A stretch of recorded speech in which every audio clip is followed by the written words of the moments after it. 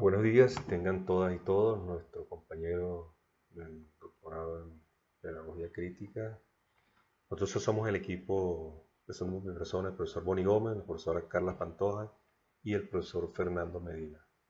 Vamos a trabajar Hoy, sobre tres grandes referentes pedagogos a nivel latinoamericano: José Martí, Simón Rodríguez, Carlos Mariátegui. Cada uno en su época, en su momento histórico, y cada quien asumiendo su rol, pues, que la historia le llamó a asumir en ese momento. En mi caso me tocó trabajar sobre José Martí.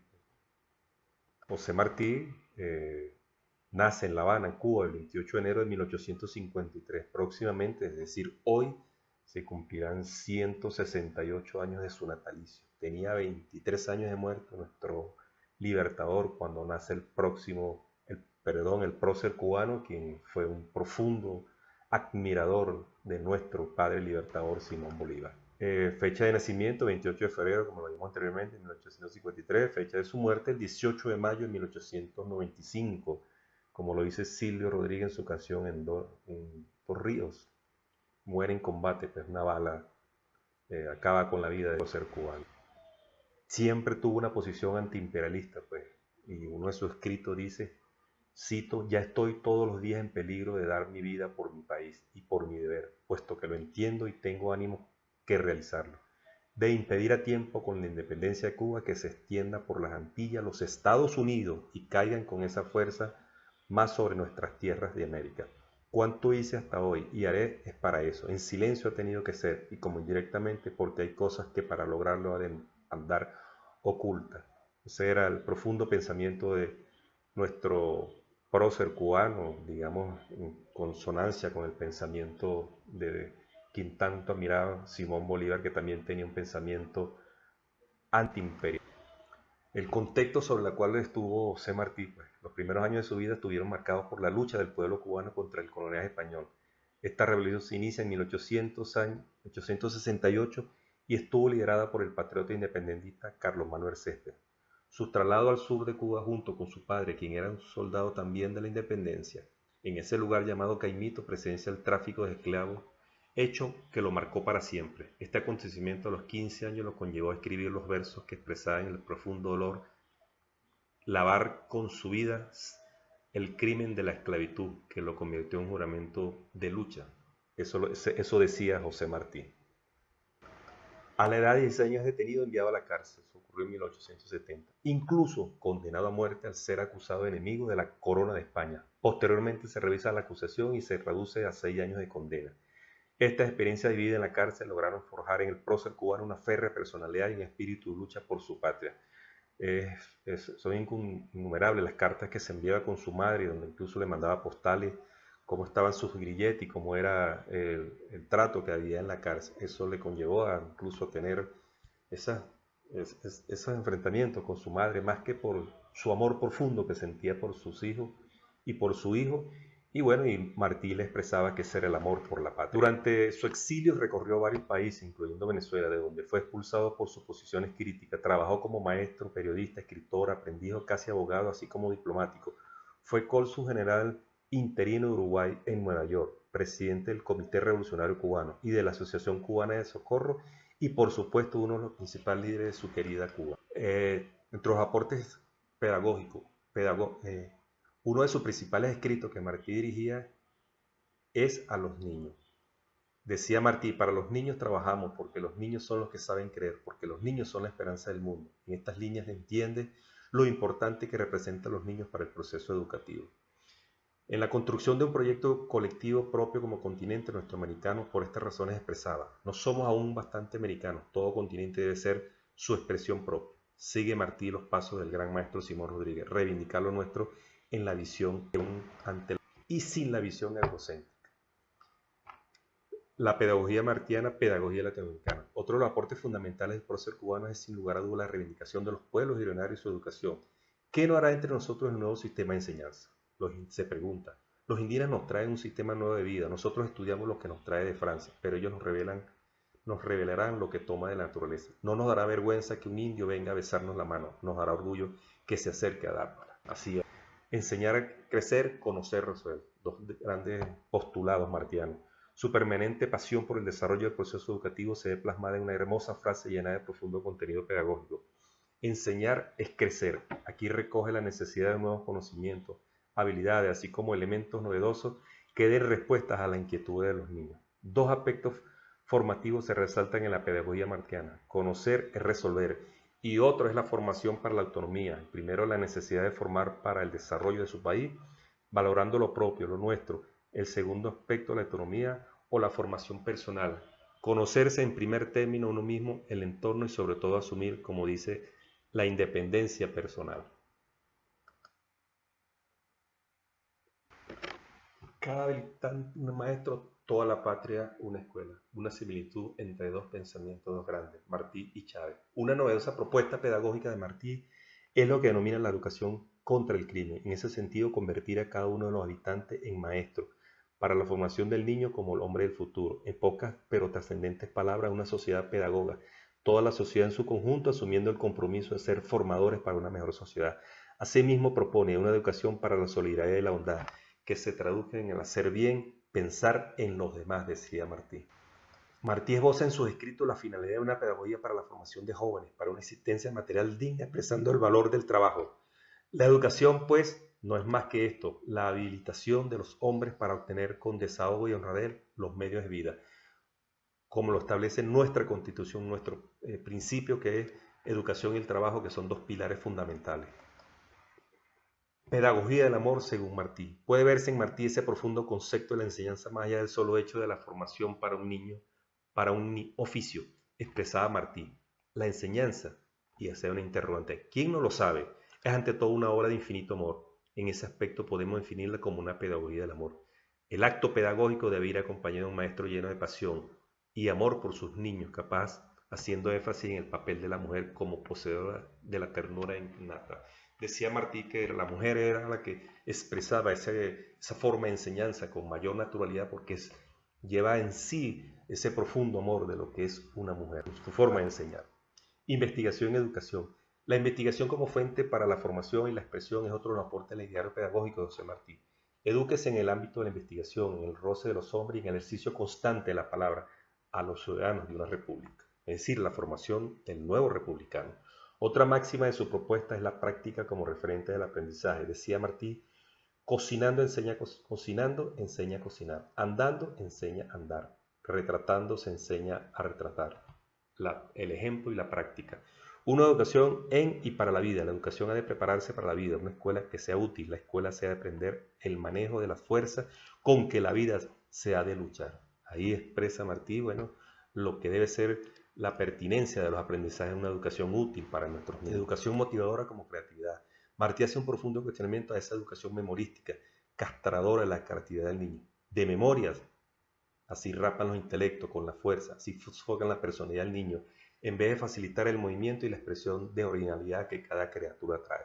En ese sentido rompe con una concepción de educación, propone un cambio de educación pertinente y motivadora que explore la creatividad e inteligencia del amor del niño hacia la naturaleza. En cuanto a cómo debe ser el maestro, Martí propone lo que él denomina un maestro ambulante, digamos en el contexto de esa Cuba rural. ¿Qué es el maestro ambulante? Es aquel maestro que recorre los campos para formar a los niños, a las niñas y a los jóvenes campesinos.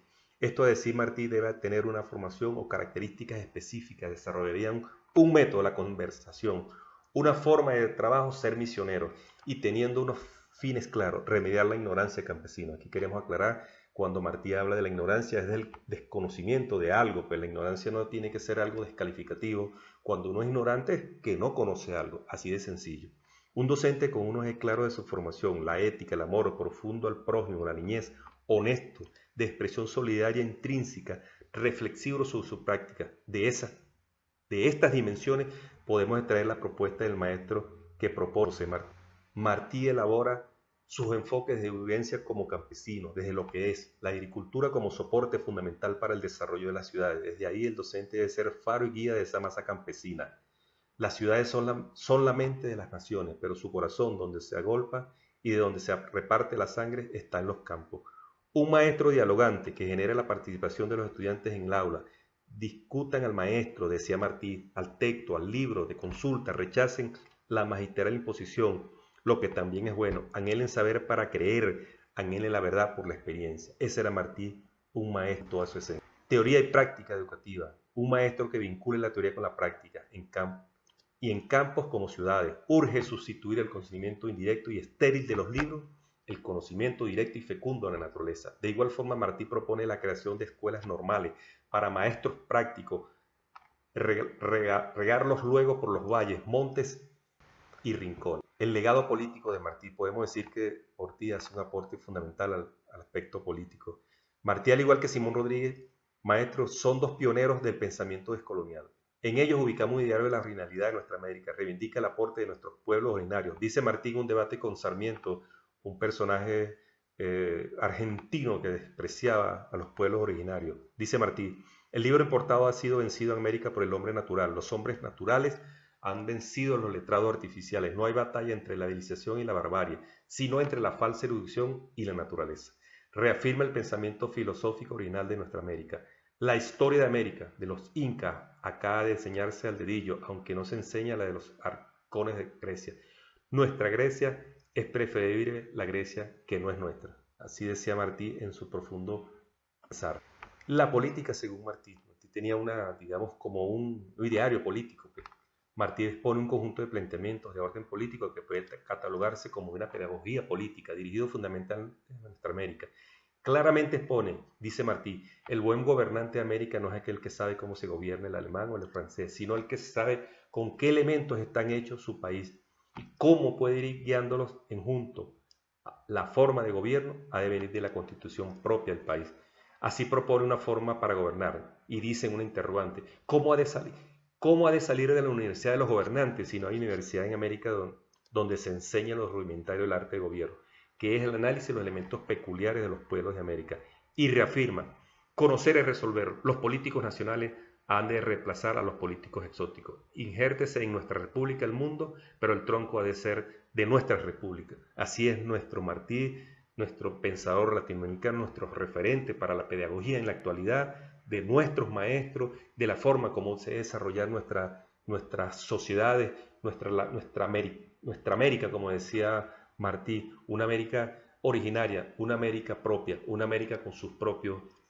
Presentado a José Martí por el profesor Boni Gómez, quien cursó estudios como profesor egresado de la Universidad Pedagógica Libertador, magíster en Ciencias de la Dirección, doctorante en Educación.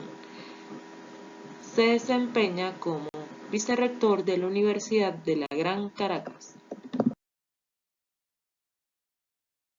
A continuación presentamos a Simón Rodríguez, realizado por profesora Carla Pantoja. Estudios cursados, licenciada en Contaduría Pública, magíster en Gerencia de Recursos Humanos, maestrante en Educación, doctorante en Educación. Se desempeña como auditor en la Universidad Bolivariana de Venezuela. Simón Rodríguez nace el 28 de octubre de 1769. Fallece el 28 de febrero de 1854. Ocupación: educador, político, prócer. Sus estudiantes fueron Simón Bolívar, Andrés Bello y José Luis Ramos, entre otros.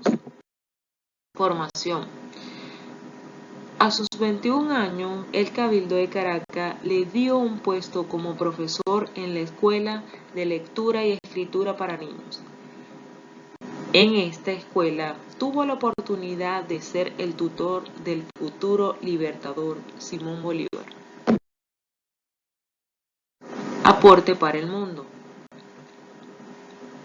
Para él su mayor preocupación fue la educación.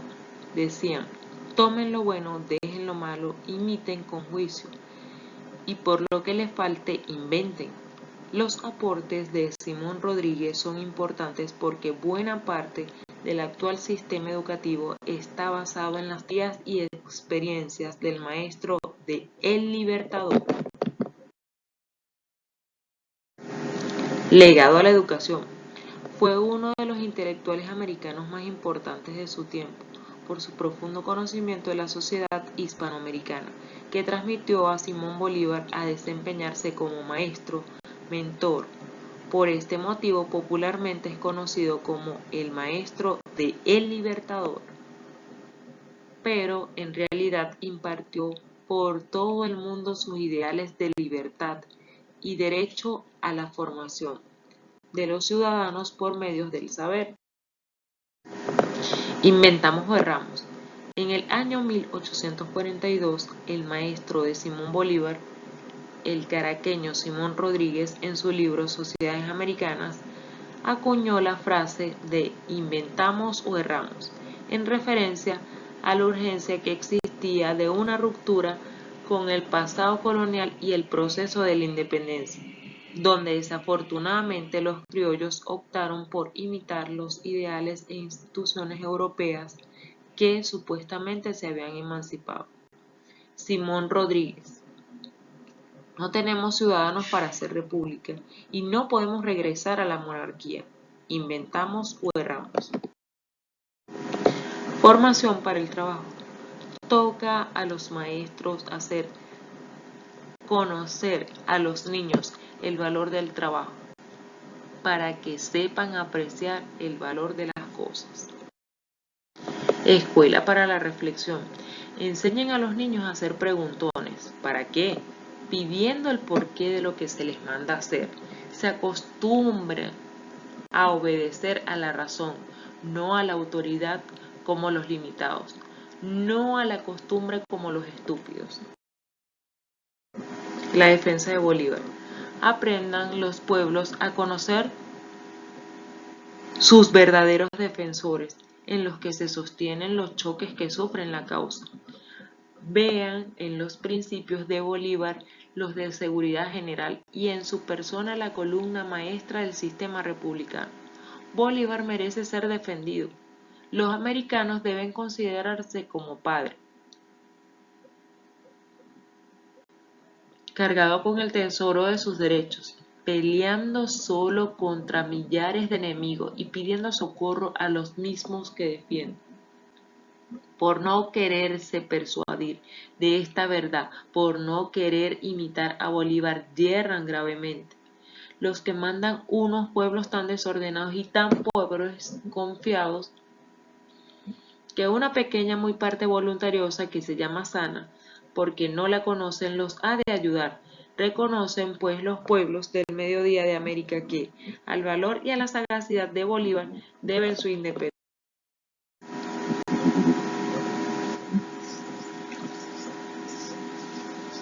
Enfoque sobre la educación popular. La instrucción social para ser una nación prudente, la instrucción corporal para hacerla fuerte, la instrucción técnica para hacerla experta y la instrucción científica para hacerla pensadora. Simón Rodríguez. El poder de la educación, transformación, desarrollo personal de la autoayuda. El aprendizaje es el principio de la salud. El aprendizaje es el principio de la espiritualidad. En la búsqueda y en el aprendizaje es donde realmente inicia el proceso evolutivo. Cuando sabes lo que quieres y lo que tanto lo quieres, encontrarás de alguna forma de conseguirlo. A continuación, presentación de José Carlos Mariátegui, elaborado por profesor Fernando Medina. Estudios cursados, maestro, licenciado en educación, especialista en seguridad social, magíster en educación de transición al socialismo, magíster en gerencia educativa, doctorante en educación innovativa. Se desempeña como profesor asistente del UBB, profesor de agroecología, profesor CEPET, profesor estudios políticos y gobierno y profesor de la maestría en educación.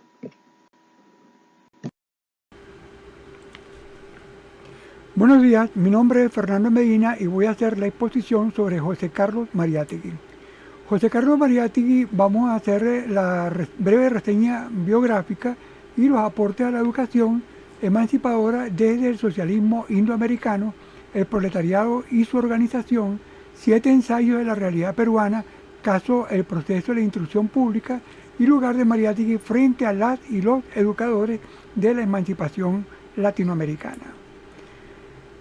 En esta breve reseña biográfica, El Amauta en el corazón, José Carlos Mariátegui nació el 14 de junio de 1894 y falleció el 16 de abril de 1930, 36 años de edad. El Amauta tiene que ver con un vocablo quechua que toma José Carlos Mariátegui para fundar en el año 1926 una revista titulada precisamente El Amauta. Esta revista la funda José Carlos Mariátegui a su regreso de Europa y con ello logra hacer un movimiento liderado por el mismo José Carlos Mariátegui. De esa revista fueron 32 ediciones que lograron ver la luz. José Carlos Mariátegui es un marxista y lo vemos en la siguiente lámina. No es posible democratizar la enseñanza de un país sin democratizar su economía y sin democratizar, por ende, su superestructura política. Aquí vemos resumido lo que es el marxismo y de una vez declara que José Carlos Mariátegui es marxista. Y en cuanto a educación, dice José Carlos Mariátegui, la función de la inteligencia es creadora, no debe por ende conformarse con la subsistencia de una forma social que su crítica ha atacado y corroído tan enérgicamente. En esta cita vemos cómo Mariátegui entra dentro de la escuela de educadores emancipadores. Hay una larga cita que es importante leer, la vamos a colocar para todos ustedes. Todos los que predicen y anuncian un socialismo ético basado en principios humanitarios, en vez de contribuir de algún modo a la elevación moral del proletariado, trabajan inconsciente, paradójicamente, contra su afirmación como una fuerza creadora y heroica, vale decir que contra su rol civilizador por la vía del socialismo moral y de sus prácticas antimaterialistas. No se consigue sino recaer en el más estéril y lacrimoso romanticismo humanista, en lo más decadente de apologística de la paria, en el sentimental e inepto plagio de la frase evangélica de los pobres de espíritu. Y esto equivale a retrotraer al socialismo a su estación romántica, utopista, en que sus reivindicaciones alimentaban en gran parte del sentimiento y la divagación de esa aristocracia que después de haberse entretenido idílica y dialécticamente en disfrazarse de pastores y zagalas y en convertirse en la enciclopedia y el liberalismo, soñaba con acaudillar bizarra y caballerescamente una revolución de desencantados y de hilotas. Esto quiere decir que para Mariátegui la teoría y la práctica son fundamentales y por eso es una crítica a ese socialismo utópico e idílico. José Carlos Mariátegui se fundamenta en el socialismo indoamericano. Los pueblos indoamericanos hay que verlos desde un contexto general, no solo desde el Perú, sino también la América, que Mariátegui llama Hispanoamérica. Todos los pueblos aportan enseñanzas socialistas y en el caso de los incas, comunismo primitivo. Ese socialismo indoamericano se postula sobre la base de la cooperación y solidaridad y una educación para todas y todos por igual. Mariátegui alerta que el problema del indio no lo podemos ver como lo hacen los europeos y los norteamericanos, como un problema de raza que los llevaría a acciones filantrópicas. Es un problema de sometimiento por un feudalismo trasladado a estas tierras por el medioevo español. José Carlos Mariátegui tiene una concepción, como marxista que es, del proletariado y su organización. Mariátegui en su formación predomina la idea del marxismo. Su contacto con las y los revolucionarios europeos, sobre todo con Gramsci, conforman un ideario que le permite aplicar la ciencia del marxismo a la realidad latinoamericana. De ahí su famosa frase: no somos calco ni copia, sino originales. Sus ideas se resumen en estudio de la realidad del indígena, estudio de la realidad de los afrodescendientes como resultado del proceso esclavista español, inexistencia de una burguesía independiente, es decir, son dependientes de los grandes capitales internacionales. Producto de lo anterior, no existe una clase obrera educada, la cual subsiste su cultura indocampesina, y por eso que habla de la necesidad de unir las luchas del proletariado latinoamericano entre sí y con el centro, con el resto del mundo. José Carlos Mariátegui, en sus 7 ensayos de la realidad peruana, habla del esquema de la evolución económica, el problema del indio, el problema de la tierra, el problema de la intrusión pública, el factor religioso, el regionalismo y centralismo y el proceso de la literatura. Todo esto, como dicen los marxistas, engranado, porque lo uno tiene que ver con lo otro. En cuanto a las enseñanzas y sus relaciones con el entorno, dice Mariátegui que el problema de la enseñanza no puede ser comprendido, el no ser considerado como un problema económico y como un problema social. El error de muchos reformadores ha residido en su método abstractamente idealista, en su doctrina exclusivamente pedagógica. Sus proyectos han ignorado el íntimo engranaje que hay entre la economía y la enseñanza y ha pretendido modificar esta sin conocer las leyes de aquella. Por ende, no han acertado a reformar nada sino en la medida que las leyes económicas y sociales les ha consentido. Con respecto a la escuela única, dice Mariátegui, una de las aspiraciones contemporáneas que los organizadores de la Unión Latinoamericana deben incorporar en su programa es, a mi juicio, la de la enseñanza única.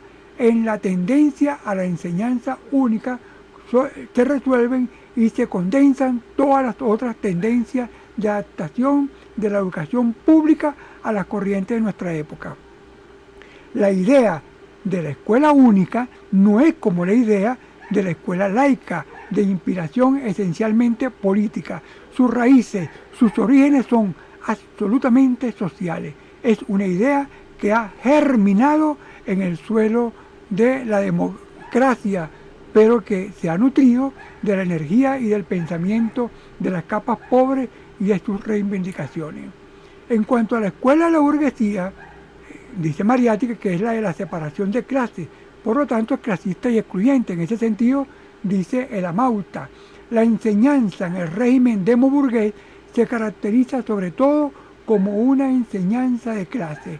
La escuela burguesa distingue y separa a los niños de dos clases diferentes. El niño proletario, cualquiera que sea su capacidad, no tiene prácticamente derecho en la escuela burguesa, sino a una instrucción elemental. El niño burgués, en cambio, también, cualquiera que sea su capacidad, tiene derecho a la instrucción secundaria y superior. La enseñanza de ese régimen no sirve, pues, en ningún modo para la selección de los mejores. De un lado, sofoca o ignora todas las inteligencias de la clase pobre, de otro lado, cultiva y diploma todas las mediocricidades de las clases ricas. El vástago de un rico, nuevo o viejo, puede conquistar, por microcéfalo y estólido que sea, las grandes y las brevetes de la ciencia oficial que más le convengan o le atraigan. En cuanto a los maestros de las nuevas corrientes, Mariátegui nos enseña: ninguna categoría de trabajadores intelectuales aparece tan naturalmente destinada a dar su adhesión a las nuevas ideas como la de los maestros de primera enseñanza.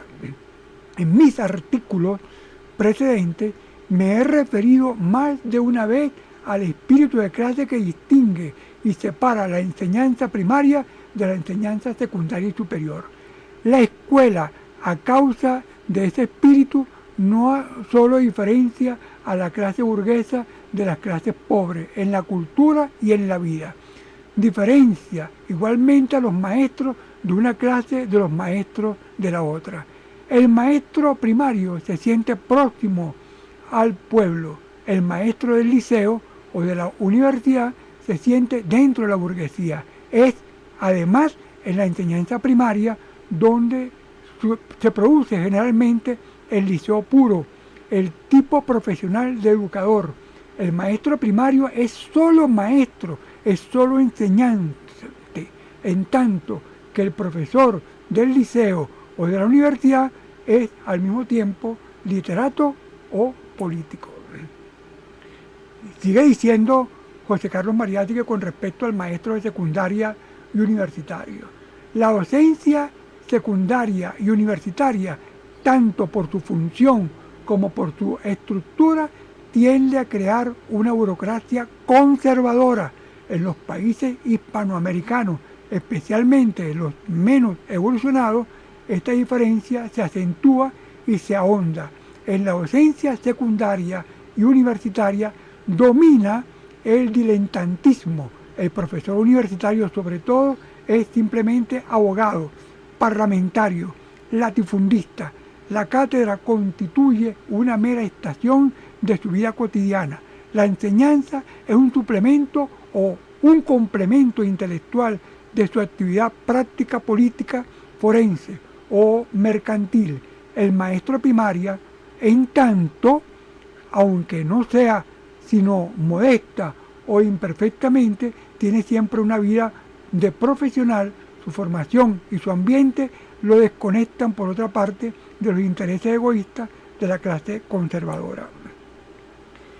En cuanto al problema de la remuneración de las y los maestros, dice Mariátegui, no es la remuneración miserable lo único que aleja de la enseñanza a los jóvenes que se sienten inclinados al magisterio.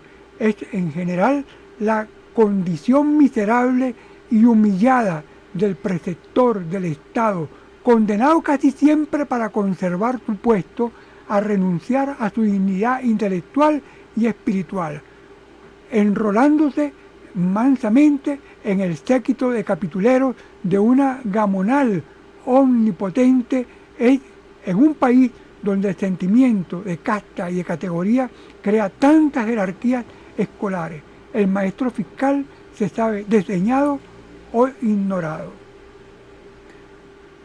Siguiendo con la remuneración y dignidad del apostolado, el problema del preceptorado se enlaza y confunde, por tanto, con el problema social y económico.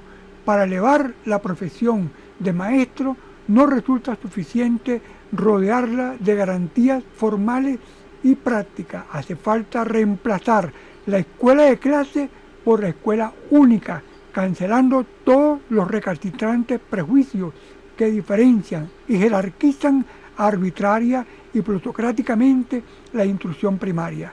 Todas las otras fórmulas y medidas no contemplan sino aspectos secundarios de la cuestión.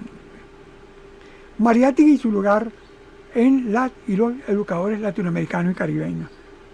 Mariátegui ocupa un lugar preeminente entre las y los educadores latinoamericanos y caribeños. Podemos afirmar que es el primer educador marxista de la región, quien desde la óptica del materialismo dialéctico e histórico realizó análisis socioeducativos de nuestra situación como continente que busca la liberación nacional y el socialismo. Y tengo que hacer una reflexión crítica final. La unidad curricular da la oportunidad para el pensamiento crítico y la educación emancipadora. En este sentido de las lecturas de Mariátegui, pongo nuevos críticos siguientes. 1. Ausencia de los análisis de la Mauta de la referencia a Bolívar y a Simón Rodríguez. 2. Ausencia de Bolívar en la emancipación definitiva de Perú.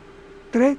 No hay referencia a Bolívar en los análisis de la defensa a la naturaleza desde el decreto de Chuquisaca, el cual favorece a los indígenas, puesto, hay que decirlo, porque la naturaleza de los indígenas, según el Amauta, son dos referencias importantes. Y 4, cae en cierto pragmatismo el análisis desde el indio, desde la óptica de los jesuitas. Para mí, hablar de Bolívar es referenciar que la emancipación latinoamericana y caribeña es obra bolivariana, y desde la óptica del pensamiento crítico emancipador es mencionar también a Simón Rodríguez. Bolívar es un referente para las y los educadores de la postindependencia. Para estudiar a José Carlos Mariátegui me he basado en una bibliografía de la Mauta, como son El socialismo indoamericano, El proletariado y su organización, 7 ensayos de la realidad peruana. Las referencias de Mariátegui en la presentación son también de Mariátegui, Política Revolucionaria, Contribución a la Crítica Socialista, tomo 5, Ideología y Política, y otros escritos de la editorial El Perro y la Rana del año 2010, y Los temas de la educación, volumen 14, de la Biblioteca de la Mauta de Perú, 1986. Muchas gracias.